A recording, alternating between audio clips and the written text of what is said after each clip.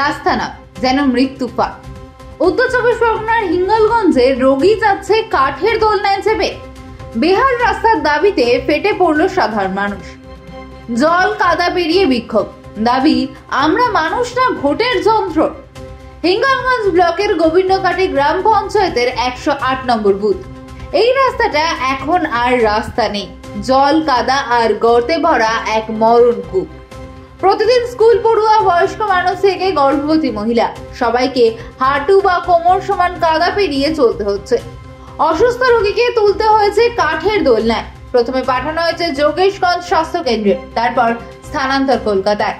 একটা রাস্তাও যখন জীবনের বড় বাধা হয়ে দাঁড়ায়, তখন আর কি বলার থাকে। বিক্ষোভে ফেটে পড়েছেন গ্রামবাসীরা। তাদের অভিযোগ, একাধিকবার ব্লক প্রশাসন এমনকি বিধায়ক দেবেশ মণ্ডলকেও জানানো হয়েছে, কিন্তু প্রতিবারই জুটেছে শুধুই আশ্বাস, কাজ কিছুই হয়নি। বাংলার স্বাদে বাঙালির সেবায় মা বাসন্তী হোটেল অ্যান্ড রেস্টুরেন্ট, ঠিকানা পোক্তাপুল, নারায়ণগড়, পশ্চিম মেদিনীপুর। আমাদের এখানে সকাল, বিকাল, দুপুর এবং রাত্রিকালীন আহারের সুব্যবস্থা রয়েছে।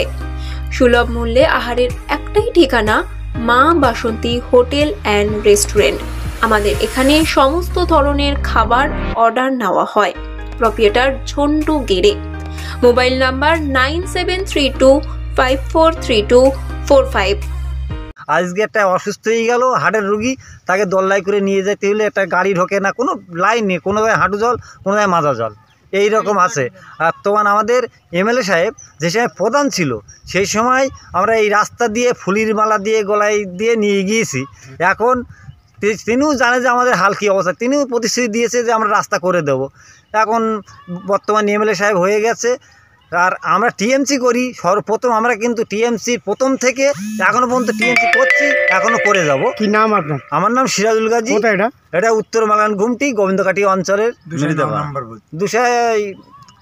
দেখুন, হিঙ্গলগঞ্জের অধিবাসী হিসেবে আমাদের কাছে আজকের দিনটা খুবই দুঃখের এবং লজ্জার, যে মাননীয় বিধায়ক, যিনি 10 বছরের বিধায়ক, যিনি একসময় ওই অঞ্চলের পঞ্চায়েতের মেম্বার ছিলেন, পঞ্চায়েতের প্রধান ছিলেন, তারই এলাকার রাস্তায় আজকে শিশুরা স্কুলে যেতে পারছে না, কারণ রাস্তার এত খারাপ অবস্থা।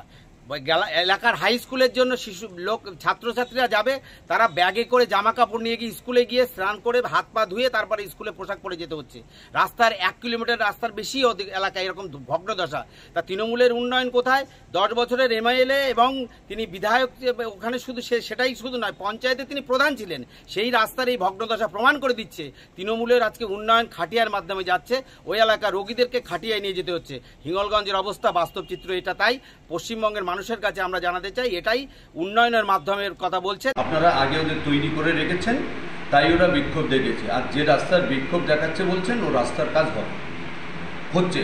মানুষের প্রথম কথা হচ্ছে 40 জন লোকের খেতে দেব, খেতে দিতে গেলে 40 জনের রান্নার একটা সময় লাগে।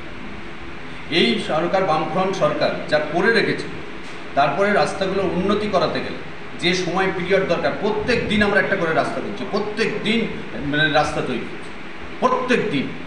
সুতরাং যে রাস্তা বিক্ষোভ দেখাচ্ছে, সেই রাস্তাও তৈরি হচ্ছে, রানিং কাজ চলছে। আমি বলে দেবো, চলুন বিক্ষোভকারীদের সামনে দাঁড়িয়ে আমি চ্যালেঞ্জ দিয়ে বলবো যে এই রাস্তার কাজ হচ্ছে।